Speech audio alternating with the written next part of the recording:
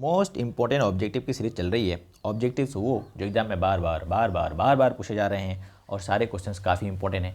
तो हम लोग स्टार्ट करते हैं। अब तक हमने पार्ट 3 कर लिया है ख़त्म और आज स्टार्ट करेंगे पार्ट 4। ठीक है, चलो स्टार्ट करते हैं फटाफट से और देखते हैं कितने खूबसूरत क्वेश्चन को मैंने समेटने की कोशिश करी है। आप कमेंट करके जरूर जाओ यार, कमेंट ही नहीं करते आप तो हैं। कमेंट करके जरूर जाओ कि आपके 10 में से कितने सही होते हैं। ठीक है, और हम लोग यहाँ पर 10 नाम मात्र का लिए हैं। 10 को देखते हैं हम लोग 20-25 क्वेश्चन सॉल्व कर लेते हैं। ठीक है, यानी ऑब्जेक्टिव पढ़ने का सही तरीका भी यही है। इसके आसपास की जितनी चीज़ें बातें हैं ना, सारी बातें जान लो थोड़ी बहुत, तो ऐसा इससे होता ही है कि आपकी ऑटोमेटिक जो तैयारी है वो शानदार होती चली जाती है और आपको पता भी नहीं लगता है। ठीक है, चलो स्टार्ट करते हैं। चींटी के डंक में कौन सा अम्ल पाया जाता है? चींटी जो आपको कट करता है ना, आराम से वो काट लिया तो आपको खुजली होती है, थोड़ी सी वहाँ पे स्वेलिंग भी हो जाती है। इसका मतलब वहाँ पर ना उसने कोई एसिड छोड़ गया है। उस एसिड का नाम होता है फॉर्मिक एसिड। कौन सा एसिड? Formic acid. चींटी के डंक में कौन सा एसिड पाया जाता है बाबू? Formic acid. पर यहाँ तो ऑप्शन में ही नहीं दिख रहा है सर, ऑप्शन में नहीं दिख रहा है। लगे रोने वाली बात कोई है नहीं। फॉर्मिक एसिड का ही IUPAC नाम होता है मिथेनोइक अम्ल। मिथेनोइक एसिड जब हम लोग पढ़ेंगे कार्बन तथा इसके यौगिक, वहाँ सीखेंगे ये वाली बात वैसे तो। ठीक है, तो यहाँ पर ऑप्शन जाएगा मिथेनोइक एसिड। मिथेनोइक एसिड का ही दूसरा नाम क्या है? Formic acid. ठीक है, तो देखिए ऐसा क्वेश्चन आता है। एक क्वेश्चन में 2 क्वेश्चन समेट लिया हमने।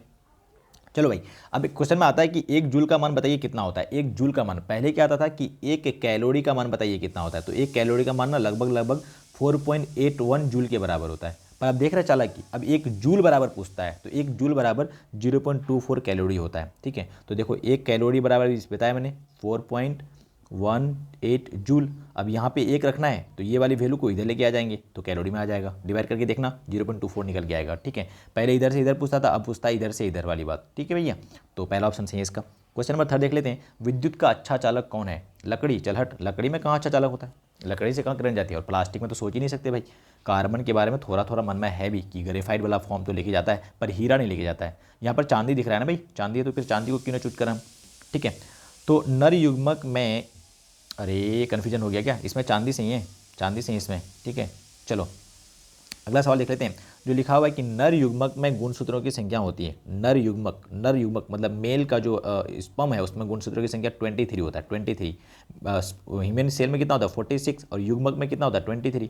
मादा युग्मक में तो भी 23, नर युग्मक में तो भी 23। ठीक है, क्या होता है जब हम लोग पढ़ेंगे रिप्रोडक्शन जनन तो वहाँ सीखेंगे बढ़िया से।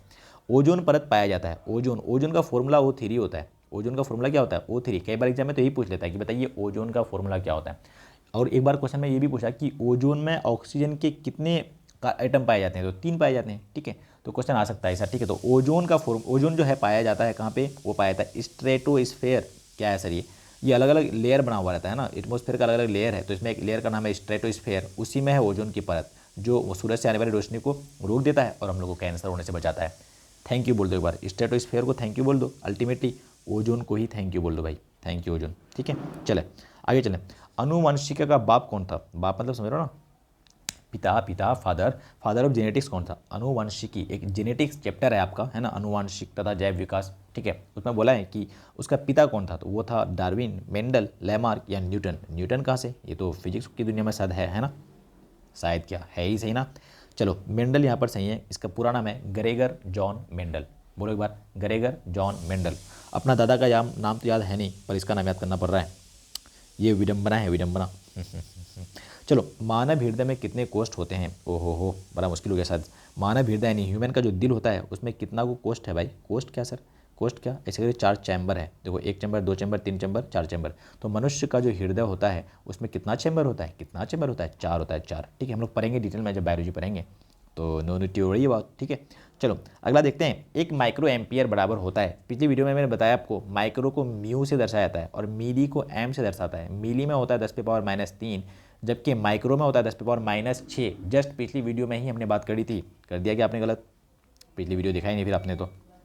चलें, बिना बुझा हुआ चूना, कई बार तो कर चुका हमने यार। बिना बुझा हुआ चूना का फॉर्मूला क्या होता है? देखो, बुझा हुआ चूना होता है कैल्शियम हाइड्रोक्साइड और बिना बुझा हुआ कैल्शियम ऑक्साइड। एक्चुअली होता क्या है, कैल्शियम ऑक्साइड में ही अगर आप पानी मिलाओगे ना तो ये कैल्शियम हाइड्रोक्साइड बन जाएगा। तो ये देखो, पानी मिलाया तो बुझ गया बेचारा, कौन? बिना बुझा हुआ चूना। तो बिना बुझा हुआ चूना कैल्शियम ऑक्साइड और बुझा हुआ चूना कैल्शियम हाइड्रोक्साइड। ठीक है, यहाँ बोला है बिना बुझा हुआ, तो ऑप्शन नंबर ए सही जाएगा।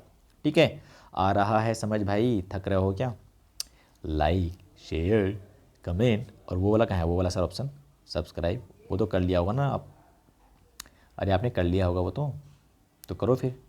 ठीक है। चलो last question for today and the question is, comment करके जाना यार, आप लोग कमेंट ही नहीं करते हो यार, कमेंट करना कि आपके आउट ऑफ 10 कितने सही हुए, कितने आते थे आपको, ठीक है, थोड़ा सा साथ में रहो यार। चलो जस्ता का अयस्क, जस्ता जिंक, जिंक का अयस्क कौन सा है? सिनेबार है, जिंक ब्लेंड है, बॉक्साइड है या सोडियम क्लोराइड है? सोडियम क्लोराइड है। हाँ ये तो क्या ही बात कर रहे हो आप। सुनो, जस्ता मतलब जिंक और इसका अयस्क, अब अयस्क क्या होता है पढ़ेंगे हम लोग आगे, ठीक है। तो ये है जिंक ब्लेंड सही आंसर। देखो जिंक नाम ही लगा हुआ है, जस्ता का, जस्ता मतलब जिंक यार, हिंदी में जस्ता कहते हैं उसको।